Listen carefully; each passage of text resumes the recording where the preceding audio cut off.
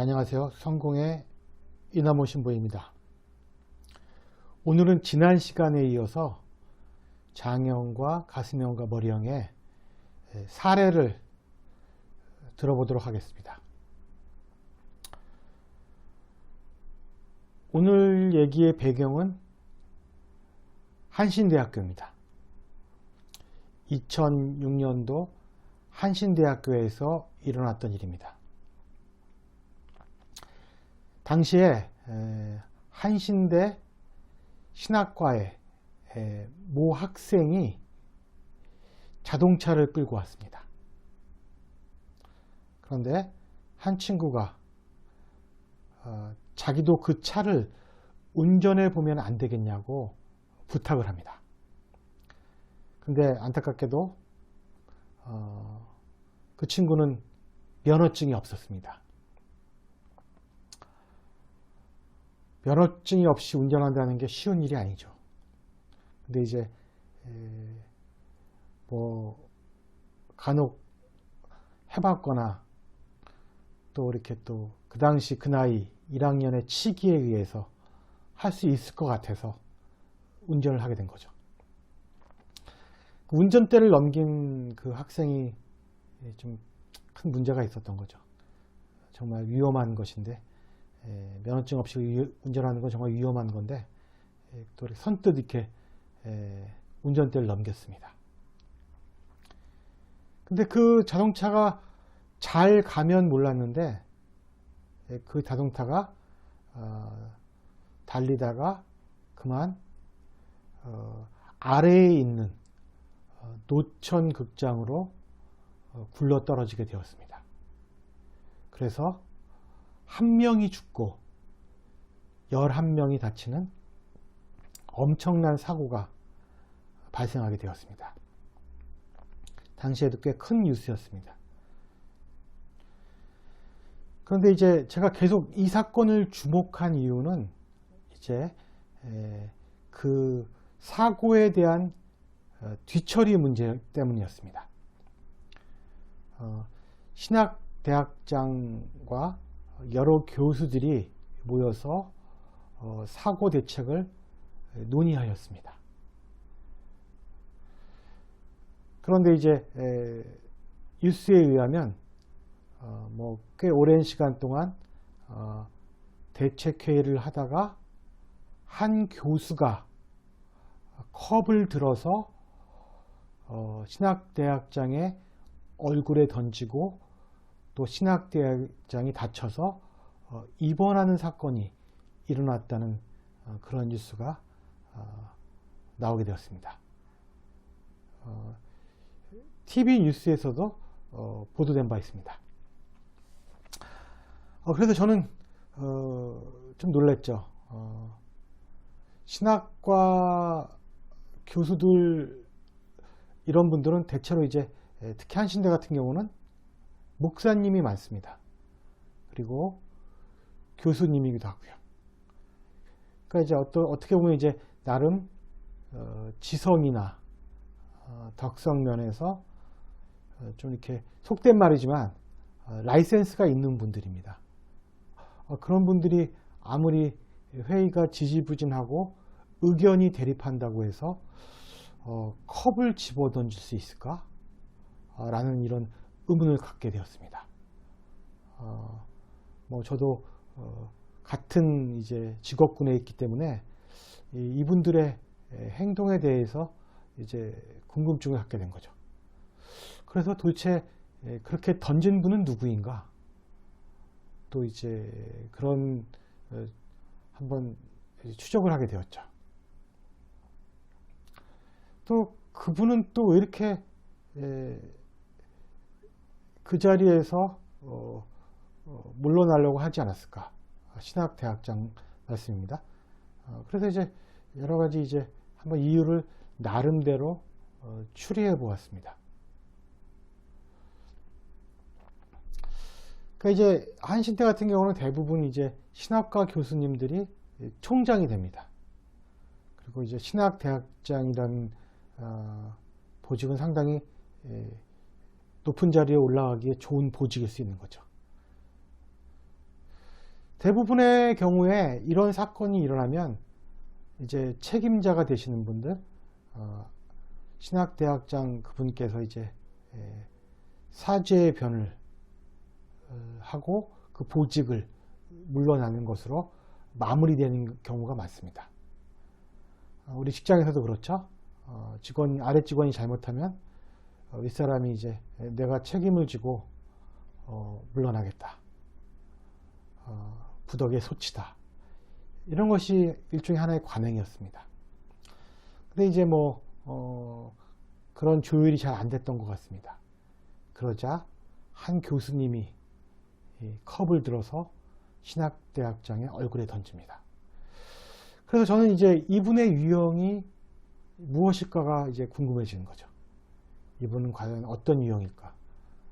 일단 액션을 취했다는 것에 대해서 아마 이분은 장형일 것이다 라고 생각하게 되었습니다.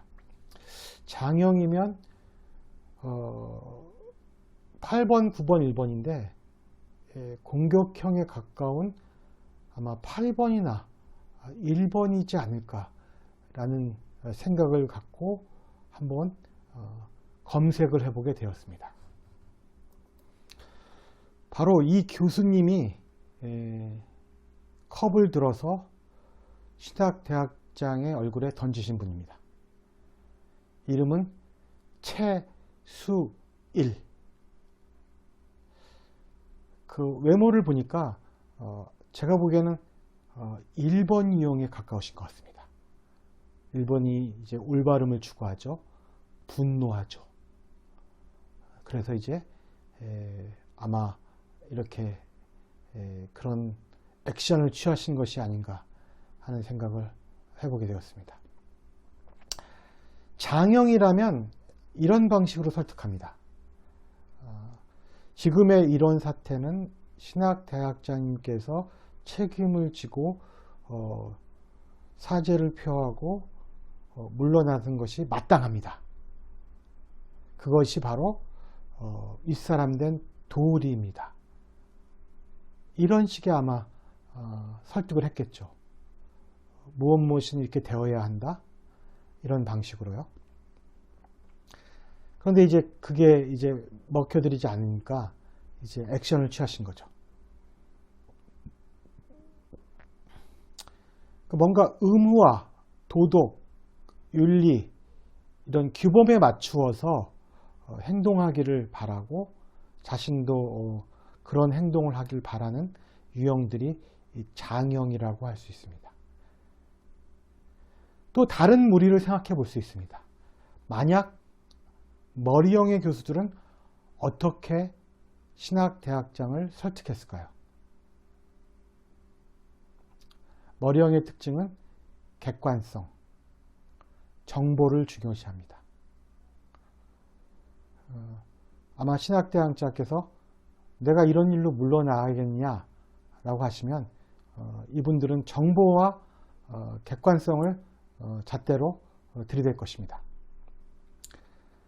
그러신가요? 그러면 1999년에 이화여대의 경우, 실제 이화여대에서 1999년에 이런 사고가 일어났습니다.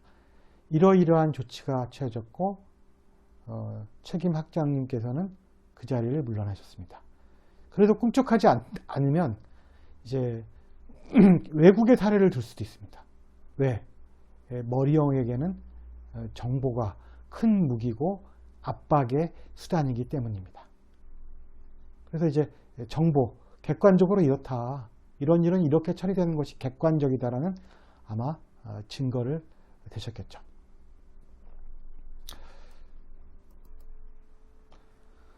그럼 가슴형 경우는 어떨까요? 가슴형 경우는 어떤 방법을 썼을까요? 물론 이제 모든 유형이다 사실에 대해서 얘기는 했겠죠. 가슴형이라면 아마 좀 더 감정적인 방법을 사용했으리라 생각됩니다. 감정에 호소했겠죠. 제발 이런 상황에서는 학장님이 물러나신 것이 여론을 잠재우고 사람들을 위로하는 데 큰 도움이 되실 겁니다. 제발 좀 이렇게 선처하여 주십시오. 이런 식으로 이제 아마 설득하지 않았을까요?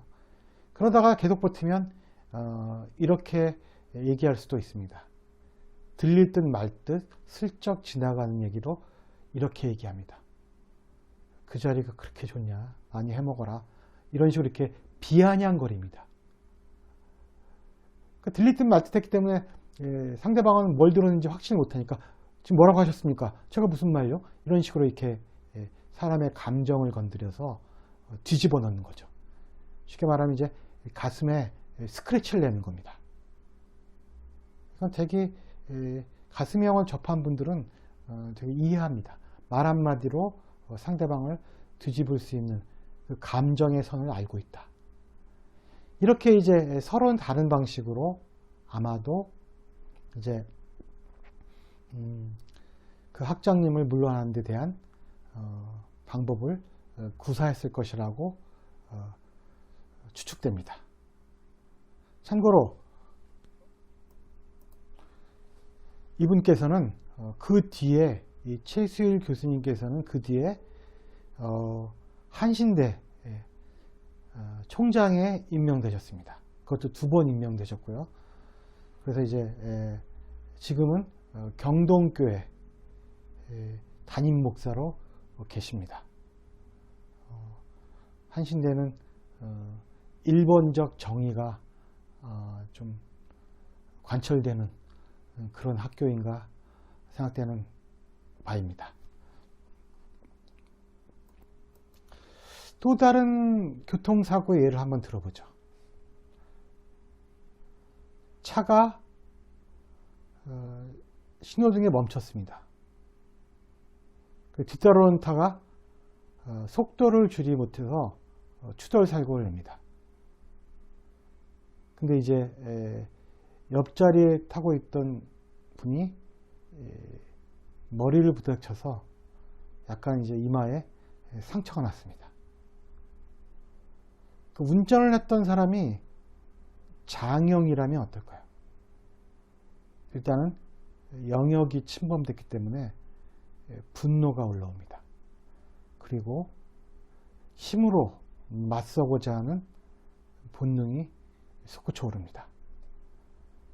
문을 열고 나갑니다. 나가서 뒤에 운전사에게 화를 내는 것이 십상입니다. 근데 이제 뒤에 운전사가 잘못을 순순히 인정하고 이제 그렇다면 이제 이 장애 운전사는 서로 명함을 교환하고 아마도 다친 동승객을 직접 차로 몰아서 병원에 데려다 주었을 것입니다. 장애인들은 가만히 있지 못합니다. 움직여야만 되기 때문입니다. 그런데 만약 뒤에 운전사가 순순히 수긍하지 않고 별 잘못이 없다고 생각한다면 이제 정의의 실현에 들어가는 거죠. 정의를 셀프로 실현하는 거죠. 멱살을 잡거나 욕설을 하면서 이제 아마도 이제 사태가 좀 더 복잡해질 것이라고 생각됩니다. 그리고 이제 만약 가슴형의 운전사일 경우는 어떨까요? 이 경우는 제가 이제 직접 겪은 것인데 이 가슴형의 운전사분께서는 신호가 바뀌자마자 한 3번째쯤 출발했는데 언덕길에서 자전거가 내려오면서 속도를 줄이지 못하고 이분의 차를 쳤다고 합니다. 옆면을 친 거죠. 그래서 이제 이분이 이제 그 상황 때 제게 전화를 하신 겁니다. 제가 그때 교회에 토요일 오전이었었는데 그분의 전화를 받았습니다. 마침 남편분께서 제주도로 출장 가시고요. 아이들을 이제 학원에 데려다 주고 있는 중이었습니다.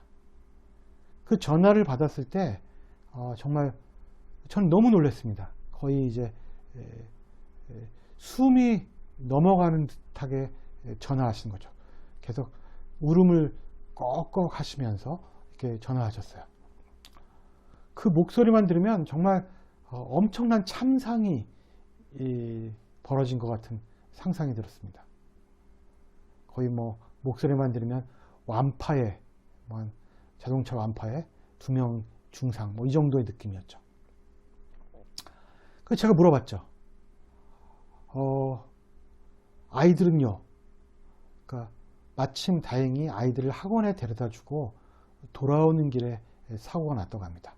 그리고 이제 부부께서 저희 또래와 비슷한 나이셨기 때문에 친하게 지내서 이제 급하니까 이제 교회로 연락을 하신 겁니다. 그래서 제가 이제 차를 타고 달려나갔습니다.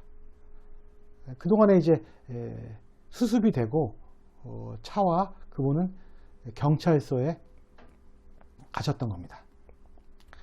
그래서 엄청 놀라셔가지고 이제 아직도 이제 불안해서 이제 벗어나지 못하고 계셨어요. 저 사실 궁금하잖아요. 차가 얼마나 이렇게 망가졌는지. 그래서 한번 이제 슬쩍 마당에 나가봤습니다. 그랬더니 이제 차가 생각한 것만큼 이렇게 많이 훼손되지가 않았어요. 그냥 거의 찌그러진 것도 없었고 좀 긁힌 상처 있고 약간 눌린 정도. 그 정도로 이제 그 정도로 이제 사고가 났던 것입니다. 그래서 제가 그래서 이제 이분이 이제 2번의 가슴이형이셨는데 스스로 얘기하시더라고요.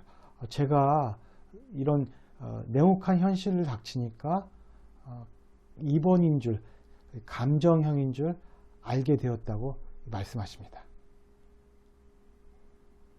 그래서 이제 어떻게 이제 사건이 수습됐냐면 이제 자전거가 자신을 부닥치자마자 본인이 한 일은 그냥 문을 열고 나와서 주저앉아서 우는 일밖에 하지 않았다는 것입니다.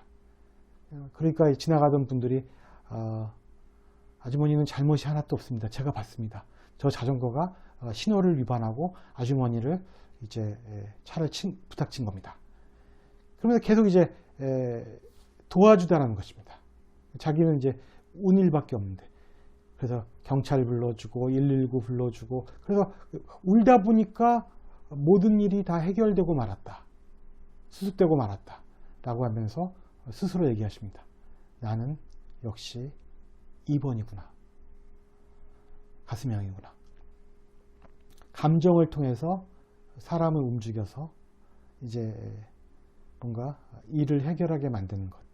이것도 가슴형의 가장 큰 특징 중에 하나입니다.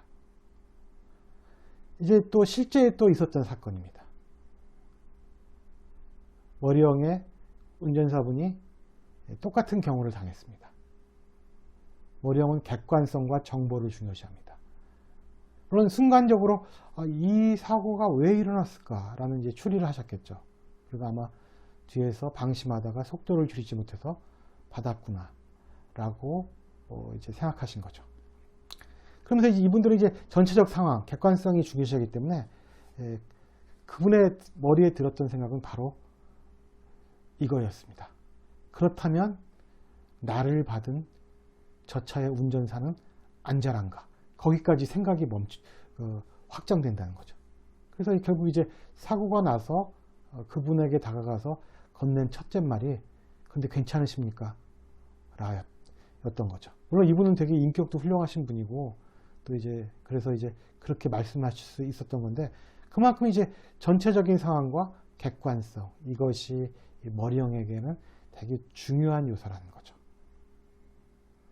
장형은 영역의 침범에 대한 분노, 힘으로의 해결. 그 다음에 이제 가슴형은 이제 얼떨결에 순간적으로 이제 어떤 몰려오는 수치심. 그러면서 이제 감정이 폭발했고 감정을 통해서 사람들로부터 도움을 받게 된 거고 머리형들은 냉혹한 현실에 대해서 두려움을 느낀 거죠. 그리고 두려움을 없애기 위해서 정보를 모읍니다. 그래서 가장 객관적인 상황이 어떻게 된 것인가를 파악한 다음에 이제 결국은 119를 불러서 환자분을 병원에 이송했다고 합니다. 이처럼 각 유형이 이 네모칸 현실 앞에서 닥치는 대응하는 방식은 다 다르다라고 말할 수 있습니다. 우리가 자세히 관찰하면 이제 생활에서 잘 이해할 수 있는 부분이다. 오늘은 여기까지 하도록 하겠습니다. 감사합니다. 다음 시간에 또 뵙도록 하겠습니다.